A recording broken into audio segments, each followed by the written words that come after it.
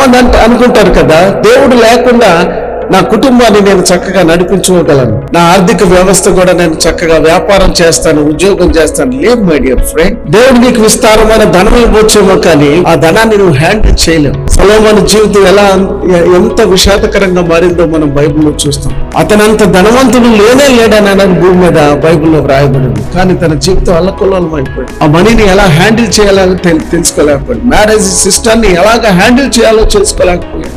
ఎంత దుఃఖపడ్డాడు, ఎంత బాధపడ్డాడు. ఒక పెళ్లితో తృప్తి పడలేకపోయాడు. అనేక మంది భార్యలను ఉంచుకుంటూ వచ్చాడంట. అన్యులైనటువంటి భార్యలను పెళ్లి చేసుకున్నాడంట.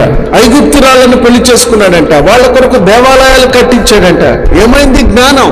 తండ్రికున్న భక్తి కొడుకు వచ్చిందని అనుకుంటే శుద్ధ తప్పు, తల్లికున్న భక్తి కూతురుకు వచ్చింది అనుకుంటే శుద్ధ తప్పు.